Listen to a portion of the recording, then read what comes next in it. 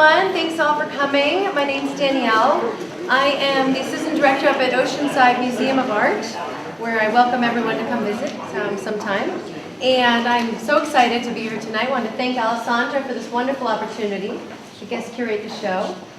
And also, this is a wonderful show to curate because there are so many people involved. As you know, curating involves collectors, it involves artists, and in this case, I want to thank Perry and Kathy Meyer for all their assistance, of course, and all the students at UCSD. I did have some help with some curatorial research. Any of the UCSD students here?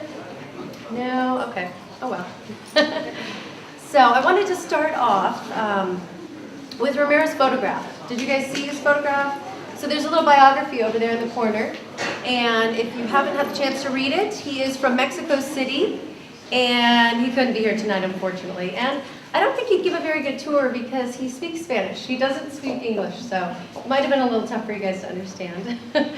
But he did want me to reflect that he's very honored to have this exhibition, so thank you, Alessandra. And Romero grew up in Mexico City, in a small area called Coyoacan, which is near the Blue House where Diego Rivera and Frida Kahlo lived.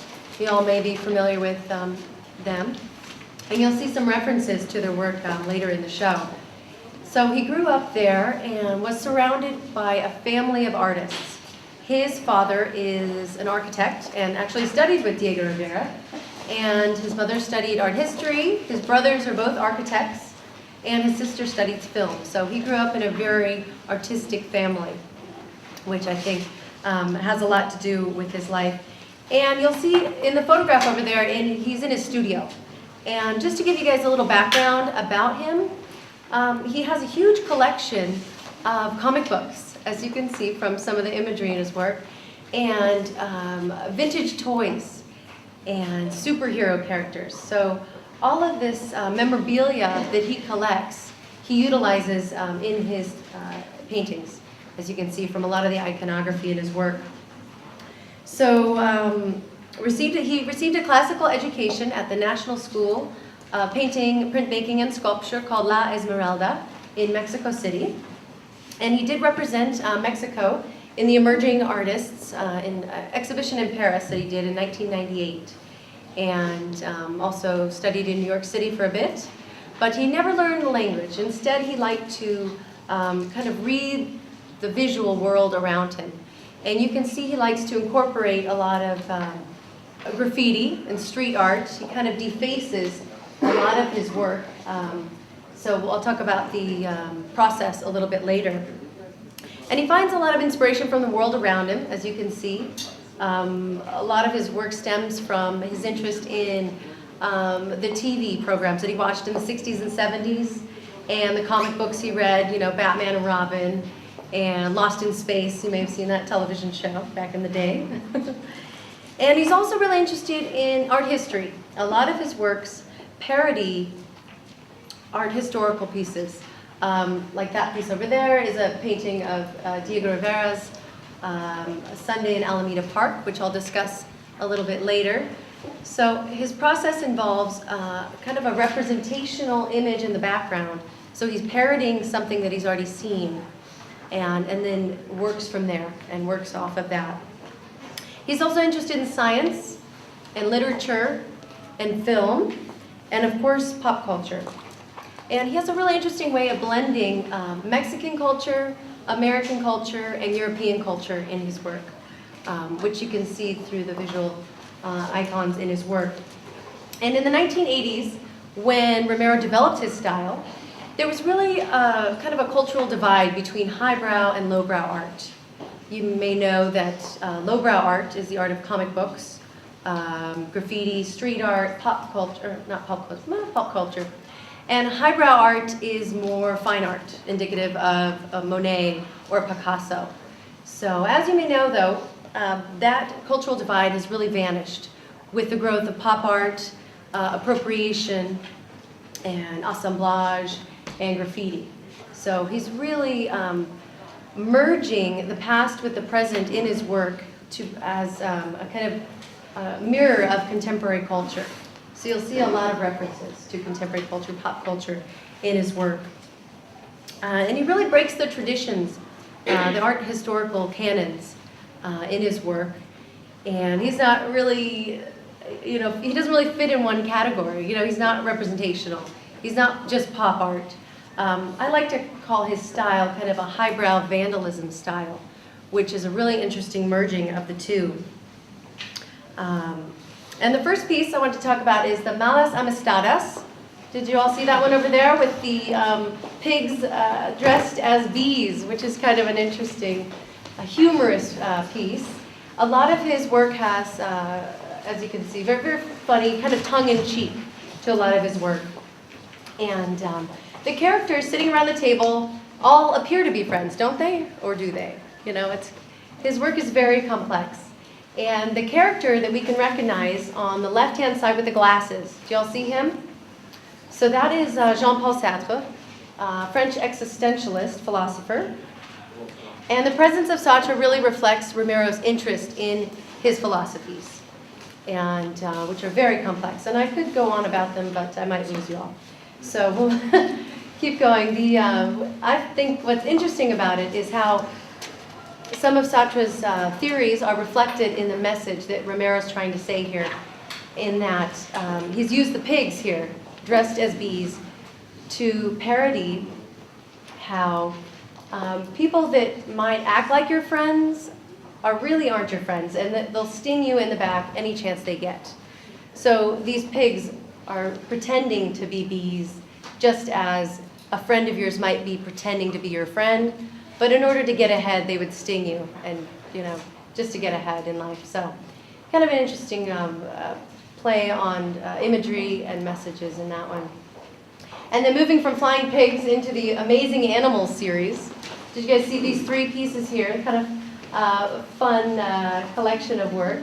And these are loosely based on a children's book. You may have seen one of those children's books that's broken in three pieces. So the top part are heads of animals and people. And the middle part is the torso of animals and people and figures. And then the bottom is the feet. So, a child can mix and match and create any kind of animal, human they want to create. So he's loosely based these images on that concept, as well as a concept from André Breton, a French surrealist, who also used this technique in 1925 in some of his drawings. So they have a very surreal, kind of playful quality to them. And I think they really kind of bring to mind a lot of questions about genetics and crossbreeding. There's so many different kinds of dogs out there these days that kind of made me think of my puggles, a pug and a beagle, the little mix of any kind of creature that science can create. The power of science is really endless. And in the foreground, you'll see a lot of clowns that he's used to kind of create that circus-like quality, as if these hybrid animals, are part of a freak circus show. So, kind of interesting work there. And we'll move on to the superheroes piece. This one here, as you can see, is just loaded with superheroes, references to the television programs he would watch, like Lost in Space, and all sorts of figures. And as I said, Romero collects. He has a huge collection of characters from like Batman and Robin and the Green Flash. And he's also interested in lucha libres, as you can see here. This one here, kind of interesting concept of the rivalry and that superheroes have. There's always a good character and a bad character. And it kind of mimics daily life and how you're constantly choosing between good and bad and fighting and that constant struggle that people have in life. And this one here, I'll talk about his process a little bit. If you get up close, you'll see that he's kind of sewn the canvas together here. And he really wants to create that distressed look in his work to kind of mimic what he sees out his window in Mexico City. There's a lot of graffiti in Mexico City. So you'll see that he really takes the time to distress his canvases. And he really starts off with the concept of a large painting. As you can see in the background of all of his pieces, there's, you know, a bigger, larger figure in the background, and then he comes on top of it and paints these pseudo stickers. So please don't touch them because they're really not stickers. They're all painted on there. And part of his process is also to draw on top with some chalk. So you'll see these kind of crude characters, and sometimes you'll see textual graffiti that relates to the message in the piece. And kind of interesting combination of the past with the present and pop culture references in that one. And this one over here is based on a Diego Rivera painting. You may have seen it before, Alameda Sunday in Alameda Park. And this piece is called The Photographer. And it kind of goes back to the days when Romero was a portrait painter. He started off as a portrait painter.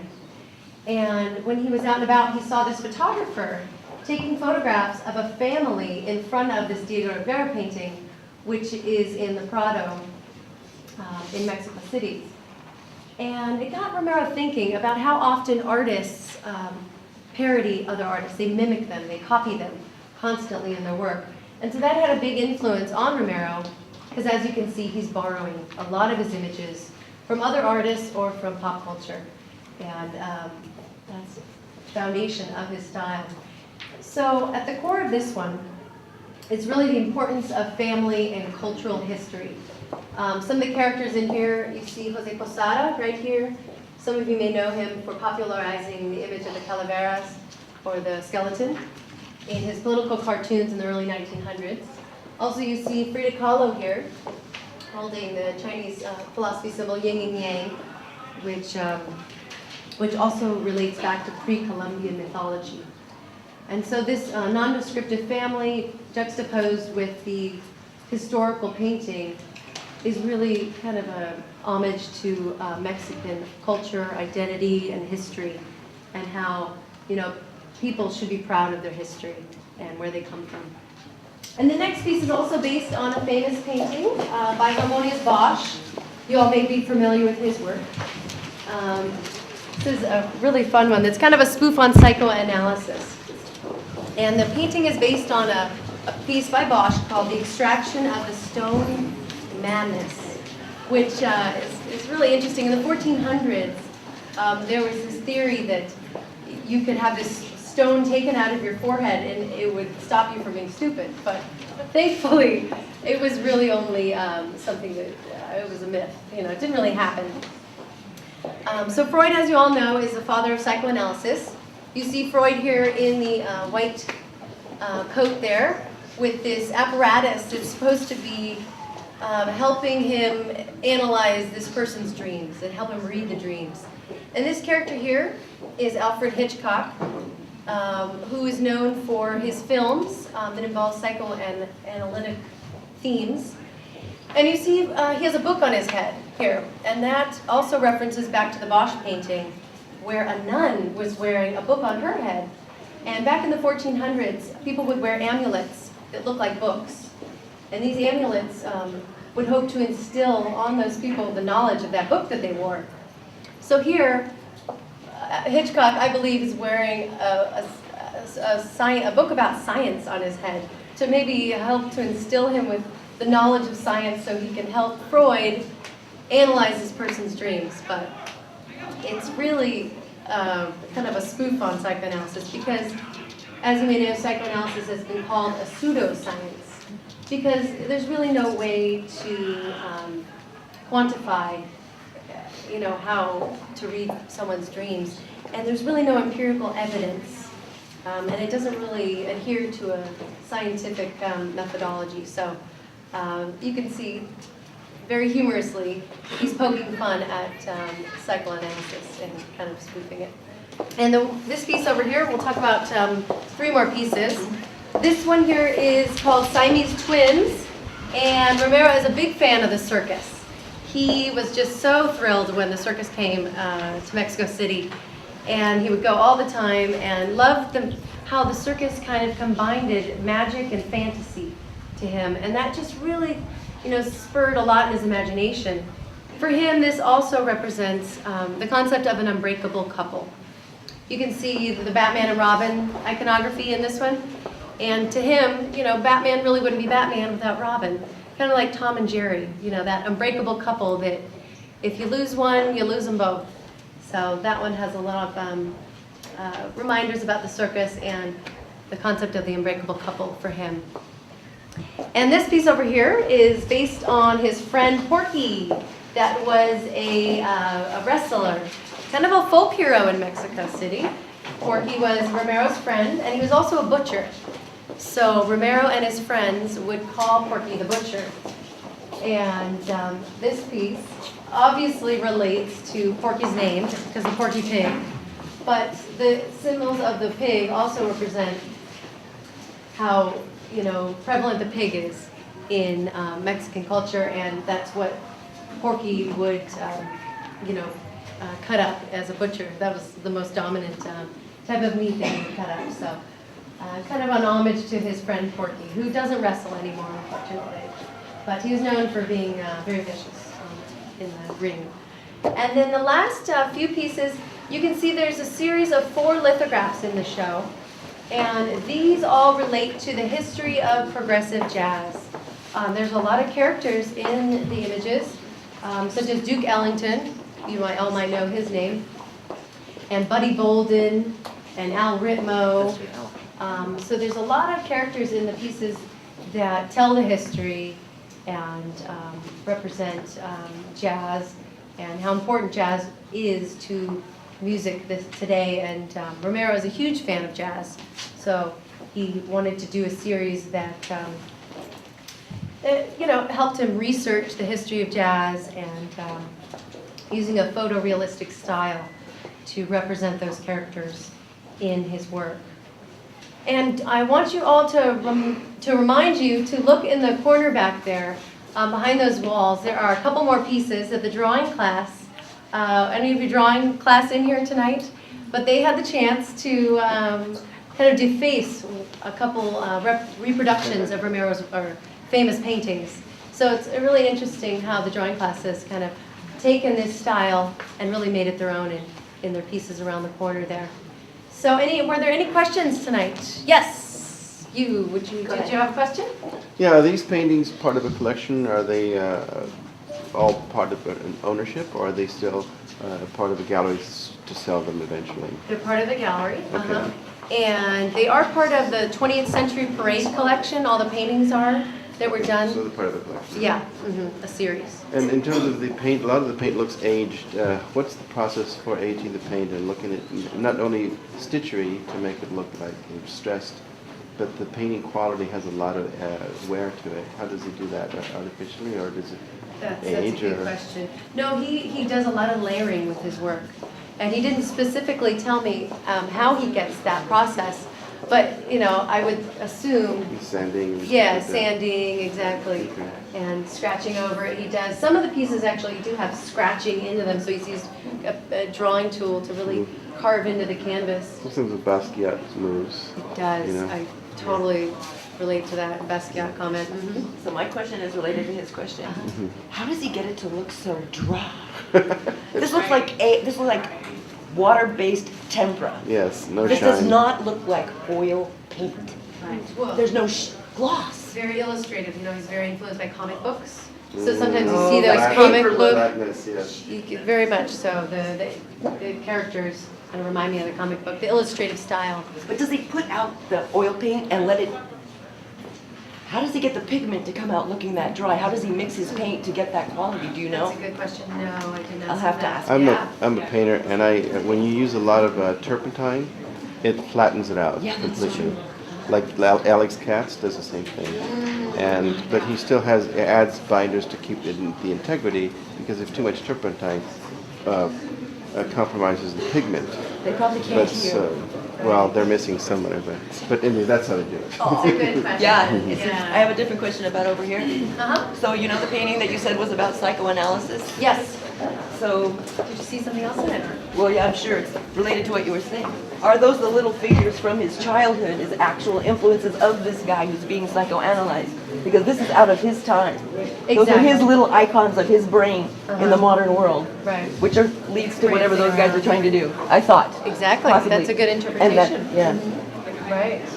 Yeah, all of it is kind of a personal reflection of his history and his world, and the iconography and characters that he grew up with.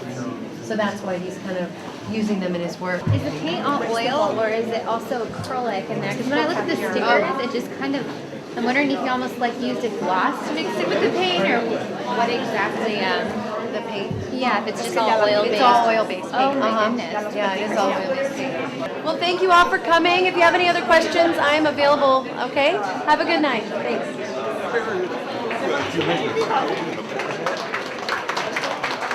Thanks.